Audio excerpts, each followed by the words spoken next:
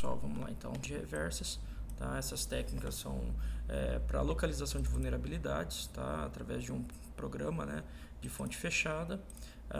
Até porque de fonte aberta você tem acesso. Quando tem fonte fechada, ou seja, proprietários, tá? Significa que você não consegue diretamente abstrair os códigos. Né? Então você tem que fazer o que a gente chama de técnica de engenharia reversa. Pegar o executável pronto, né, e tentar identificar os processos. Então, pode ser realizada com diversas ferramentas, né, isso vai de acordo com o sistema operacional que a pessoa utiliza. Em geral, começa-se com algumas ferramentas de monitoramento de sistemas, tá, para determinar quais tipos de arquivos e outros recursos o programa acessa. Porque Linux tem uma definição de diretório de arquivos, Windows tem uma definição de diretório de arquivos. Tá? Cada um é distinto um do outro. E provavelmente a orientação dos diretórios e subdiretórios também são diferentes entre eles. Uma exceção, né, é se o software, né, o programa, for um programa de rede, que aí, nesse caso, pode ir direto à ferramenta sniffing, tá, que é justamente a captação dos processos de comunicação, né, entre as transações que ocorrem dentro desse sistema, caso ele seja em rede. Tá? Uma das ferramentas para Windows utilizadas é o sysinternals. Tá? Eu não sei se é essa daqui, deixa eu ver. Vamos tentar abrir ela, mas é uma das ferramentas, né, que podem ser utilizadas para aplicação da técnica de engenharia reversa. Tá? Bom, existem outras, né, ferramentas que também retornam registros, tá, como o FileMoon e o RegMoon. Tá? Essas duas ferramentas também tratam, né, uma análise de engenharia reversa de sistemas, né, ou de softwares ou de código-fonte. Tá? E aí você consegue abstrair, né, uma listagem ordenada, né, e sequencial de arquivos ou de registros de execução. Tá? Aqui, como eu já havia falado, FileMoon e RegMoon permitirão monitorar o programa que estará em execução para ver se os arquivos, né, estão sendo acessados e se o programa está lendo ou gravando essas informações, onde no arquivo ele está e o que os outros arquivos estão procurando. Ou seja, através dessas duas ferramentas você consegue monitorar a execução do software. Tá? Existem 3 versões de quase todas essas ferramentas da sysinternals, tá? E na maioria delas vem com código-fonte já. Então dá para você poder fazer aí as derivações, né? A winternals vende ferramentas para Windows com essas funcionalidades incluídas para sistema Windows. Tá? Então, assim, varia bastante de ambiente de execução. A maioria das distribuições de Unix já vem com um conjunto de ferramentas equivalentes, não são iguais, mas equivalentes, que propõem a mesma situação de execução. Né? Em Rosetta Stone, que é uma ferramenta, tá? É quem desenvolve uma dessas ferramentas de engenharia reversa, existe uma grande quantidade de ferramentas de rastreamento de processos, tá? De execuções de identificação. Existem outras ferramentas que estão já embarcadas dentro da Unix. Tá? Uma delas é a Trace, a Strace e a Ktrace e a Truth. Tá? Aqui dentro do livro do Linux Red Hat, tá, na versão 6.2, lá na página 95, vai mostrar mais ou menos uma exemplificação do Xtrace, tá, no Strace. E nada mais do que determinação, o Strace ele vai detalhar as execuções que estão vinculadas dentro do sistema, tá, através do kernel juntamente com os parâmetros. Então essa ferramenta do Strace, né, e das demais tende a mostrar as chamadas do sistema e seus parâmetros de execução.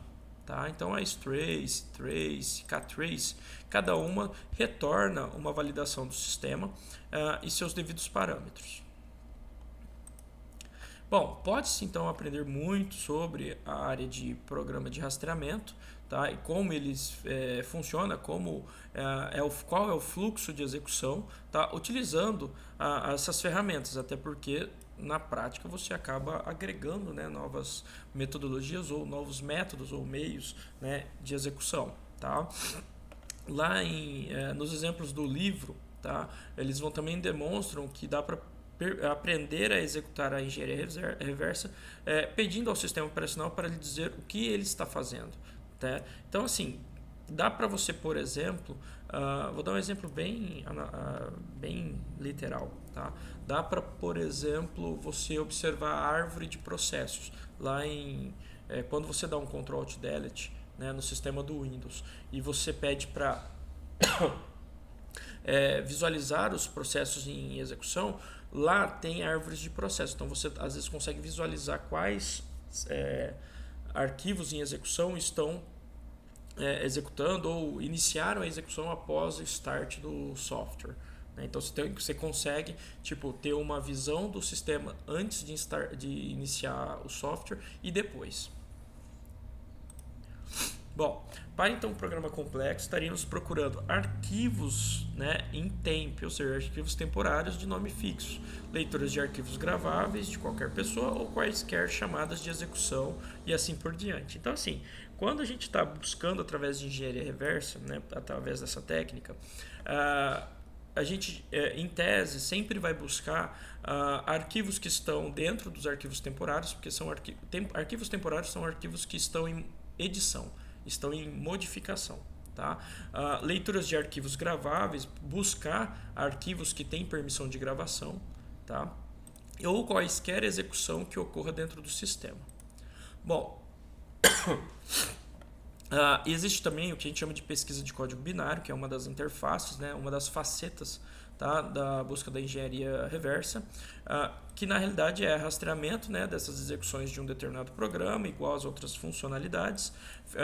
Possuem algumas ferramentas que executam essas tarefas, como por exemplo o Truss da Solaris Sun, tá, que é do sistema Solaris, ou o Strace do Linux. Tá? Então eu consigo trazer as raízes de execução, tá, durante o processo de execução de um software ou de uma aplicação, de um executável. E é claro, rastrear o programa que envolve como a execução, né, do programa que interage com o sistema operacional. Por exemplo, aqui eu não sei se eu vou conseguir mostrar para vocês, mas se eu abrir o meu terminal e digitar top no meu terminal e der Enter, ele vai me listar todos os processos ativos que estão em execução. E a partir dali eu consigo manipular ou identificar as nomenclaturas, identificar qual as permissões envolvidas desses processos. Tá? Bom, as variáveis de ambientes também são corriqueiras, tá, dessa pesquisa de código binário. Tá? Porque elas são extraídas pelo programa e podem ser reveladas com flags da ferramenta.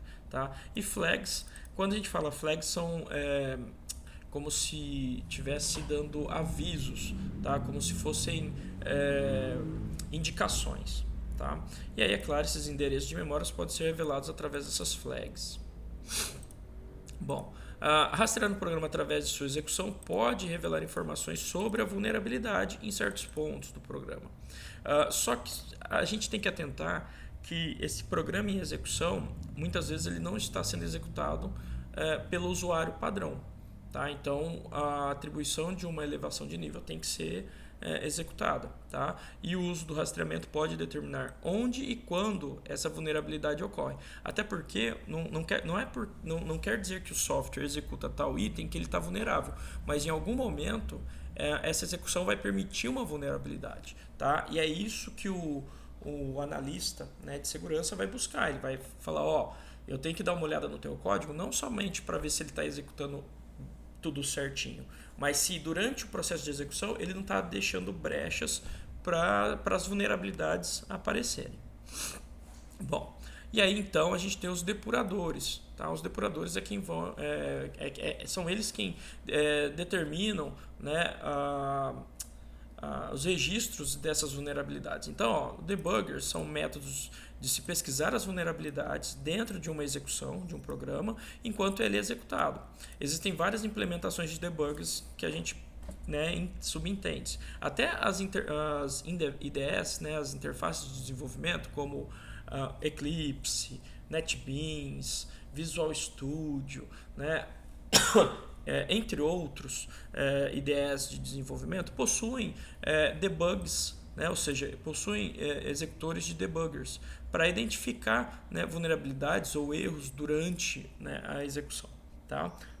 Na GNU Debugger, a gente tem várias ferramentas gratuitas, porém, é claro, como é GNU, ela é para Unix, né? São ferramentas nativas para Linux, tá? Mas e esses debuggers, eles controlam o fluxo de execução enquanto o programa roda. É como se fosse um registro, como se fosse um data log de todas as execuções realizadas durante o uso de um software, tá?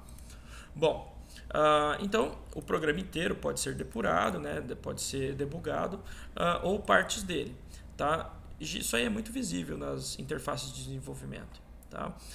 E é claro que exibe informações como manipulações de registradores, endereços de memória, outras, né, informações que podem levar a uma descoberta de um problema explorável, ou seja, de uma vulnerabilidade. Tá? E esses depuradores geralmente registram algumas informações que podem, né, auxiliar no processo de varredura. Tá? Bom, então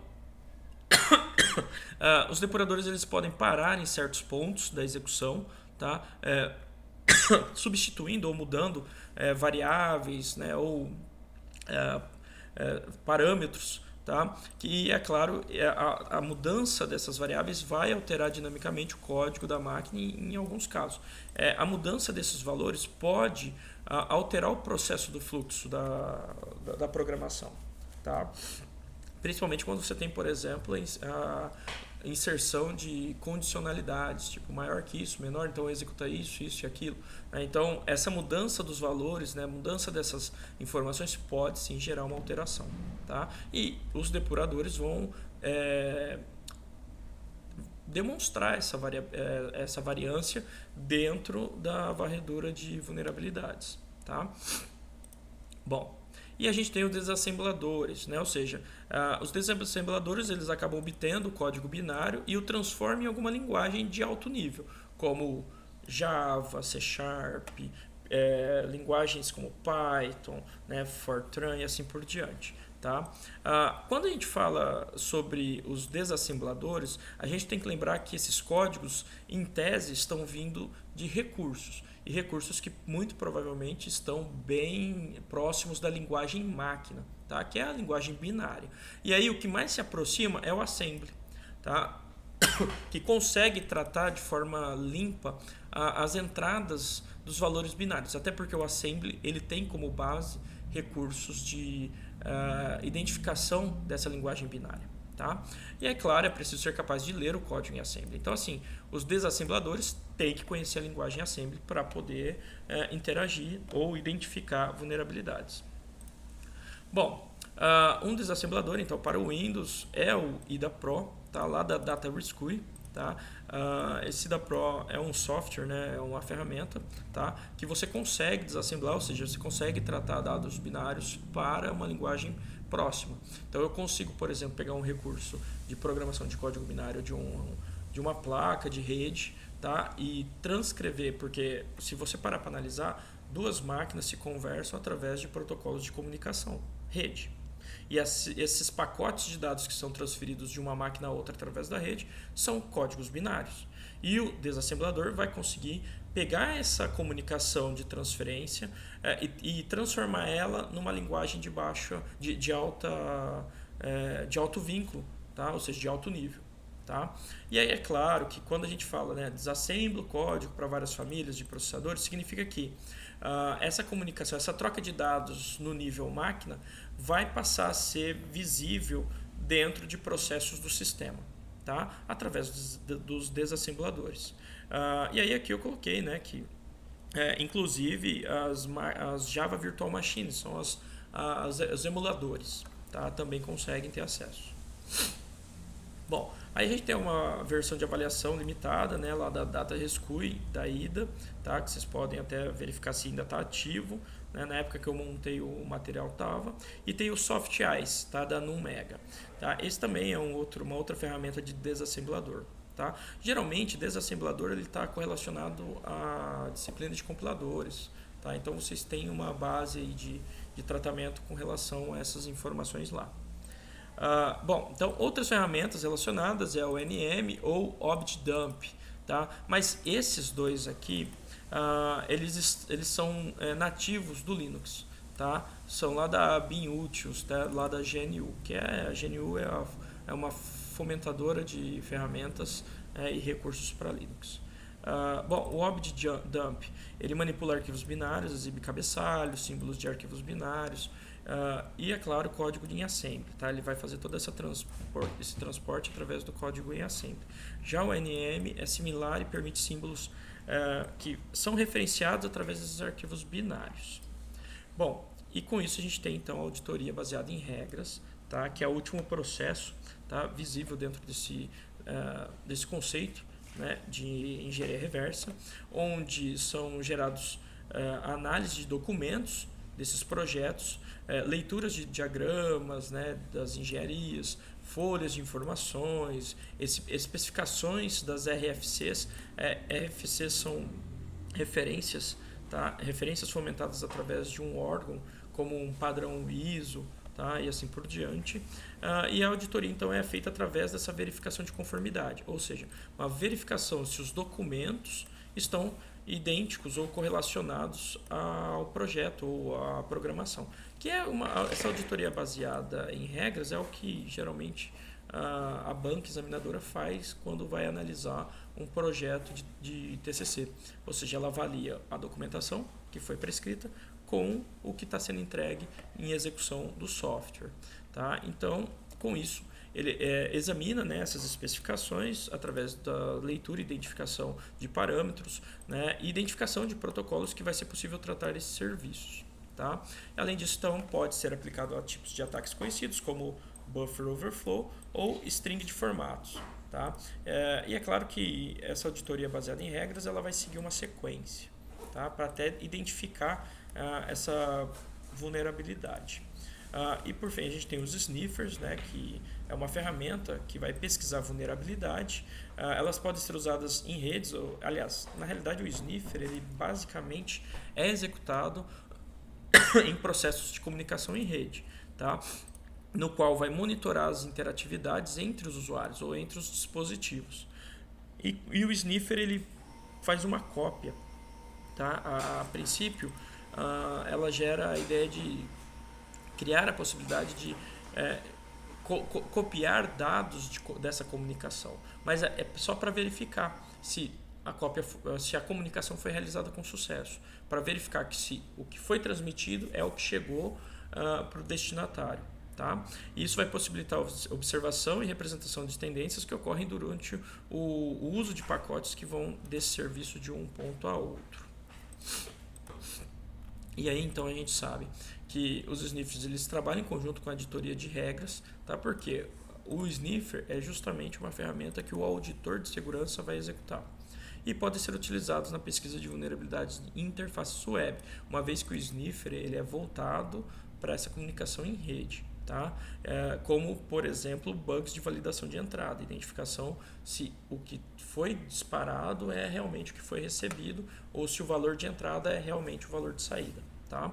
Ou se protocolos de rede não especificados por padrão público estão sendo utilizados dentro do processo. Tá? Por exemplo, está sendo utilizado um protocolo, sei lá, HTTPS dentro de uma requisição FTP. Não pode. Tá? Não é compatível. E aí, então, o sniffer vai acabar identificando que essa comunicação ela vai invalidar pelo retorno de erro.